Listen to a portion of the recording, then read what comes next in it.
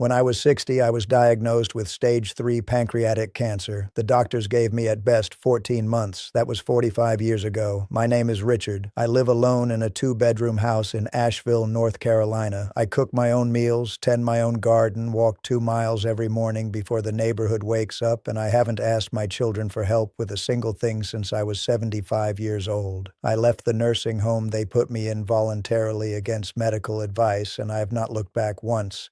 I don't want anyone to go through what I did with cancer. That's why I made this video. I am going to tell you everything, the foods, the habits, the things I did that the doctors eventually admitted contributed to what they called in a published case review one of the most statistically improbable recoveries in modern oncology. I'm going to tell you the practical things, the things you can start tomorrow, the things that cost nothing and require no prescription. But I'm also going to tell you the part I've kept mostly to myself for a long time, the part that happened in a hospital hallway when I was at my lowest point, the conversation that I believe is responsible for the other 70% of why I'm still here. Most people who hear that part don't know what to do with it. That's fine. You don't have to do anything with it except hear it.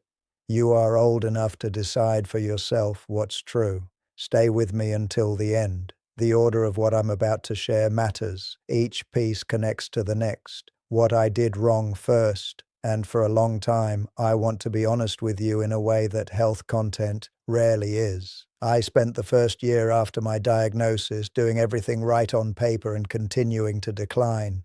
I followed the oncology protocol. I underwent surgery. I went through chemotherapy. I lost 34 pounds. I lost my hair. I read every book I could find. I watched every video, listened to every expert, tried every supplement that a well-meaning friend or a late-night internet search suggested. I drank green juice I couldn't afford and didn't enjoy. I did all of it with the grim, joyless determination of someone checking boxes before the end. And I kept getting worse. I want to be clear. I am not telling you that medicine is wrong. The surgery saved my immediate life. The oncology team at my hospital were dedicated, skilled people who genuinely cared. I am not here to argue against any of that. What I am telling you is that I was putting premium fuel into an engine that had a fundamental problem I hadn't identified yet. And until I identified that problem, nothing else was going to work the way it was supposed to. But let me start with the practical things, because they matter. They are real, and for a large portion of you watching this, they may be exactly enough. The first thing I changed, water before anything else. I was chronically dehydrated without knowing it. My doctor never mentioned it.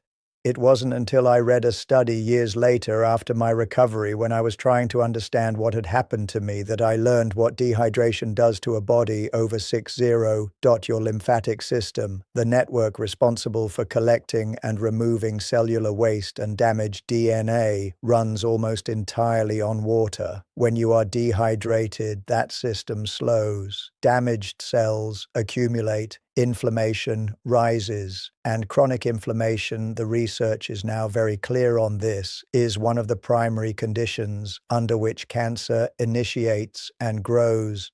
Here is what I do and what I did during my recovery without exception. I keep a full glass of filtered water on my nightstand. The moment my feet hit the floor in the morning, before coffee, before food, before I look at my phone, I drink all of it, 20 ounces minimum. I add a squeeze of fresh lemon, not for flavor, though I've grown to love it. Lemon peel contains a compound called D-limonene, which has documented anti-tumor activity in laboratory research. I also walk for 30 minutes within the first hour of waking, not a stroll. I walk at a pace where I could hold a conversation but would find it difficult to sing. This matters because movement stimulates lymphatic flow directly.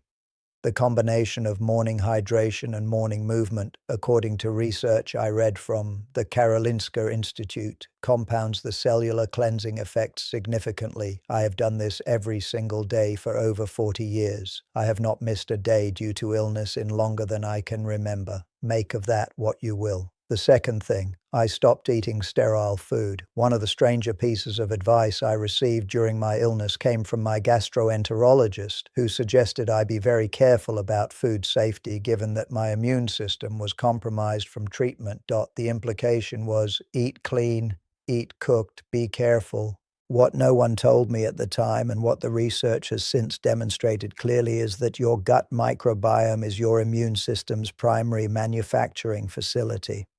When I was eating nothing but soft, processed, pasteurized, thoroughly cooked food, I was starving the microbial community that my body needed most desperately. It was a woman I met in a recovery group, not a physician, who suggested I try kefir, plain, full-fat, naturally fermented kefir, and a small portion of raw sauerkraut, the kind from the refrigerated section with nothing but cabbage and salt on the label, not the shelf-stable, pasteurized variety. Within 90 days, I felt something change. I cannot explain it more precisely than that. A quality of inflammation that had lived behind my eyes and in my joints for years began to quietly retreat. The mechanism, which I understand better now than I did then, involves short-chain fatty acids, particularly one called butyrate, which is produced when beneficial gut bacteria process fiber. Butyrate has been shown to signal precancerous cells in the colon to undergo programmed cell death before they can cause harm. It also dramatically reduces systemic inflammation. I eat one serving of naturally fermented food every single day. I pair it with garlic or leeks, which feed the beneficial bacteria the fermented foods introduce. This combination is not expensive. It is not complicated. It has been practiced in traditional food cultures around the world for thousands of years. Western medicine is only now beginning to formally study what those cultures apparently understood intuitively. The third thing, I learned to walk as medicine. I mentioned the morning walk already, but I want to be more specific about why it works, because understanding the mechanism helped me stay consistent in a way that simple habit advice never did. Cancer cells have a metabolic quirk, first identified by a biochemist named Otto Warburg in the 1930s and confirmed by hundreds of subsequent studies. They are almost exclusively dependent on glucose for fuel.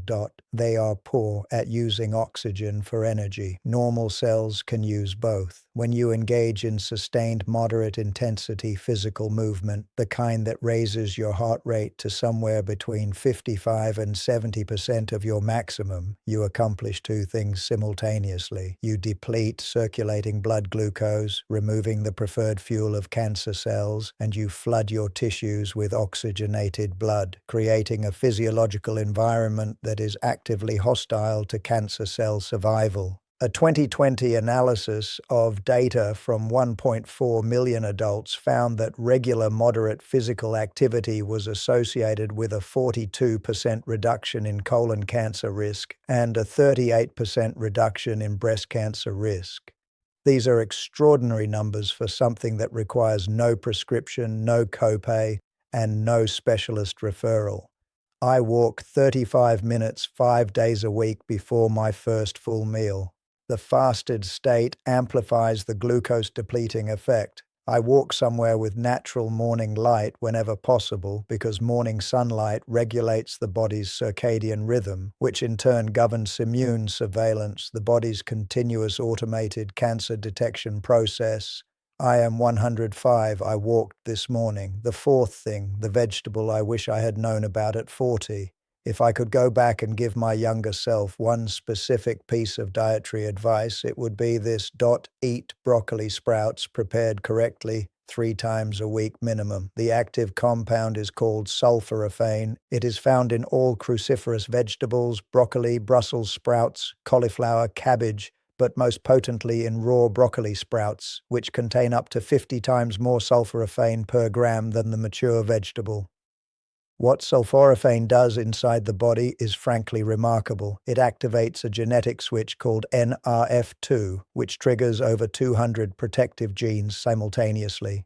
Genes involved in detoxification, antioxidant defense, and the repair of damaged DNA before it can mutate into cancer. Research from Johns Hopkins found this. Research from the University of Illinois found a 52% reduction in bladder cancer risk associated with regular sulforaphane consumption. A study from Roswell Park found that sulforaphane targets cancer stem cells, the particular type of cell that conventional chemotherapy often fails to eliminate, and that is responsible for cancer recurrence. Here is the critical preparation detail that most people get wrong. Sulforaphane is not present in broccoli in its active form. It is created through a chemical reaction triggered when you chop or chew the vegetable, activating an enzyme called myrosinase. Cooking above 140 degrees Fahrenheit destroys that enzyme entirely. Fully cooked broccoli delivers very little active sulforaphane. The correct preparation: chop or crush your broccoli or sprouts, let them sit for 40 minutes before consuming or cooking, then steam for no more than 3 to 4 minutes. Raw broccoli sprouts require no cooking at all. I add a small amount of mustard seed powder to cooked cruciferous vegetables, which independently contains active myrosinase and restores the enzyme activity that cooking removed, increasing sulforaphane absorption by up to 4-fold. I have eaten some form of cruciferous vegetable prepared this way nearly every day for 4 decades. The fifth thing: sleep as the master switch. Of everything I have described, this is the one that had the most dramatic immediate effect during my recovery, not because it is the most important in isolation, but because nothing else works properly when this is broken. During deep slow wave sleep, what researchers call stage 3 and stage 4, your body produces its highest concentrations of melatonin, not simply a sleep hormone, one of the most powerful antioxidants your body manufactures internally. Melatonin directly inhibits tumor angiogenesis, meaning it blocks cancer from building the new blood vessels required for growth. It stimulates natural killer cells, the frontline immune cells, whose specific function is to identify and destroy cancer cells before they can establish themselves. Melatonin production declines by up to 70% between the ages of 40 and 70. Most people over 65 are producing negligible amounts during sleep. When I understood this, I restructured my entire evening. I am in bed by 10 o'clock. My room is completely dark. Even small amounts of light suppress melatonin production. My room temperature is between 65 and 68 degrees Fahrenheit. I stop eating 3 hours before sleep because digestion competes with the cellular repair work the body prioritizes at night. At 8 o'clock in the evening, I drink a small glass of tart cherry juice, which contains natural melatonin precursors. Within 6 weeks of beginning this protocol during my cancer treatment, my energy level shifted in a way that was noticeable to everyone around me. My oncologist commented on it at my next appointment. She asked what I had changed. When I told her, she paused for a long moment and said she had never specifically discussed sleep architecture with a cancer patient before. I slept 7.5 hours last night. Sleep the same tonight. Now here is the part I promised you. Everything I have just described is real. The research is real. The results were real. I would encourage anyone facing a serious diagnosis to implement every single one of those practices immediately and without apology. And I need to tell you that in my honest assessment, looking back across 45 years, what I have described above accounts for perhaps 30% of why I am here. Let me tell you about the hallway. It was a Tuesday afternoon somewhere in the second year after my diagnosis, during a period when the treatment had plateaued and my numbers had not improved in 3 consecutive months. I was sitting in a chair in the hallway of the oncology wing, waiting for a scan, and I was very quietly giving up. Not dramatically, not with tears, just the quiet, private acknowledgement that I was tired, that I had tried everything, that perhaps the kindest thing I could do for my family was to stop fighting so hard and let things move at whatever pace they were going to move. A woman sat down next to me. I recognized her after a moment as someone I had known briefly in college. We had been in the same literature class 40 years earlier. Her name was Dorothy. I would not have recognized her if she had not spoken first, and not because she had aged, because she had not aged. She was 73 years old. She looked, and I mean this without any exaggeration, the way a strong and healthy 40-year-old looks. Clear eyes, upright posture, a quality of calm that I found almost unsettling in that environment. She was there visiting a friend on another floor. We talked for perhaps 90 minutes. I asked her eventually what she had done, what her secret was. She smiled as though she had been waiting for that question, and she said something I want to try to share with you as precisely as I can remember it. She said, "You understand that your body is not what it appears in the mirror." She said, "If you look through a microscope at the tissue of your hand, you do not see solid matter. You see particles in motion. Look deeper than that, beyond the cellular level to the subatomic level, and what you see is not even particles anymore. What you see is electromagnetic waves, fields of energy moving, interacting, constantly changing." She said, "Your body is, at its most fundamental level, energy dot, and the physical environment around you, the chair you're sitting in, the walls of this hallway, the space between us, is also, at its most fundamental level, energy dot.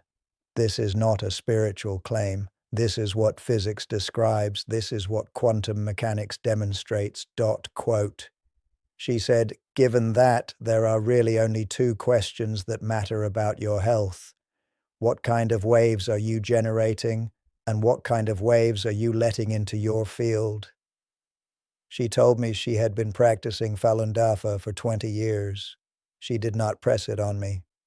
She simply explained what it had meant for her, a set of gentle meditative exercises, yes, but more fundamentally, a framework for understanding the relationship between thought, energy, and physical reality. The foundational principles, she said, were truthfulness, compassion, and tolerance. Not as abstract virtues, but as practical, energetic facts. She explained it this way. Anger generates a particular kind of internal state. At the molecular level, the stress hormones produced by chronic anger, resentment, and hostility create an internal environment that suppresses immune function, elevates inflammation, and, as a growing body of research in psychoneuroimmunology is beginning to document, creates the exact cellular conditions under which cancer initiates and proliferates. This is not metaphorical, it is biochemical. But she was pointing at something deeper than the biochemistry. She said, "Think about the life you have lived up to now. Be honest with yourself. How much of your mental life has been spent in conflict? Not necessarily conflict you expressed outwardly, internal conflict. The running tape of resentment, the relationships that never resolved, the sense that life had not given you what you deserved. The quiet anger at specific people who, years later, still occupy mental real estate they were never invited to keep." I sat with that for a moment. I had lived, I realized as she said it, in a state of nearly continuous low-grade conflict for most of my adult life. With colleagues, with my former husband, with relatives who had disappointed me, with myself, perhaps most of all.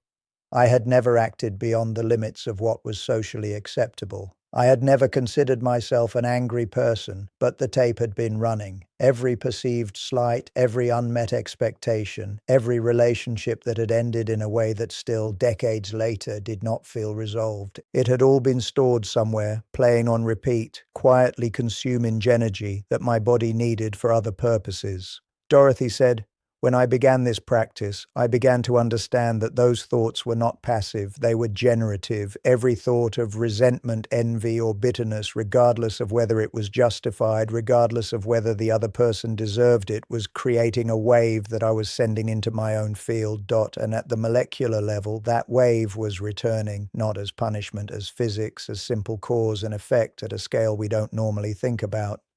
She said, conversely, genuine kindness, not performed kindness, not strategic kindness, but the real internal state of compassion for other human beings, including the ones who have hurt you, generates a different kind of wave entirely, and that wave also returns. I went home that evening, and I lay in the dark for a long time, and I thought about my life as honestly as I ever had.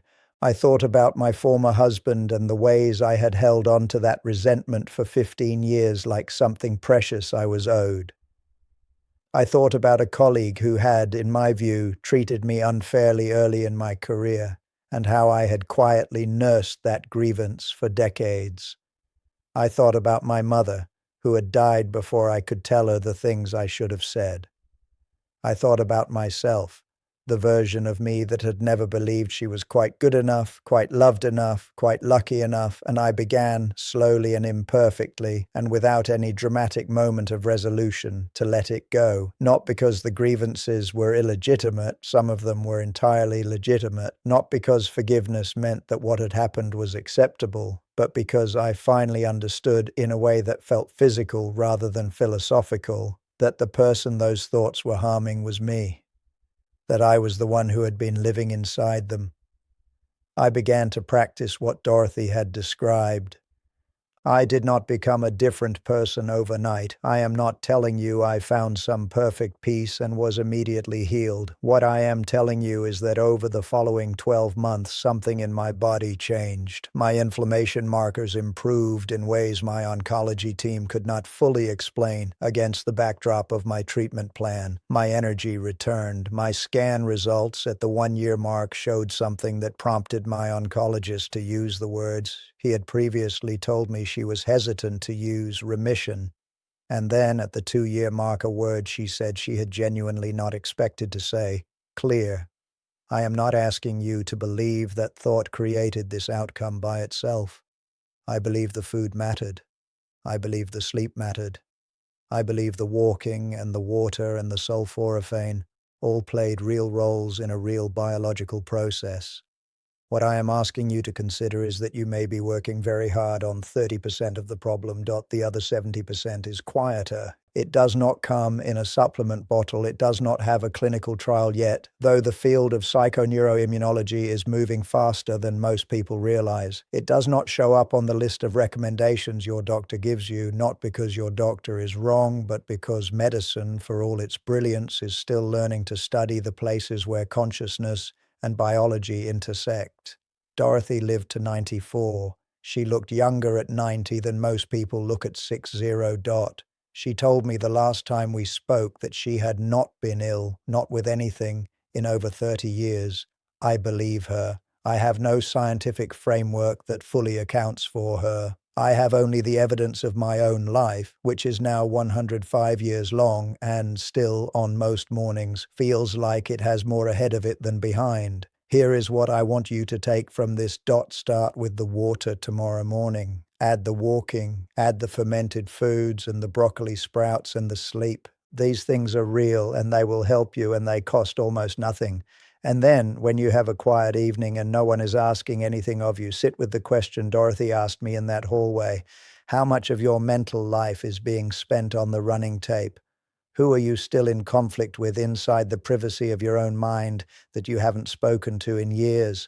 What would it cost you not to excuse what happened, not to pretend it was acceptable, but simply to put it down and stop carrying it, to genuinely wish those people well and release them?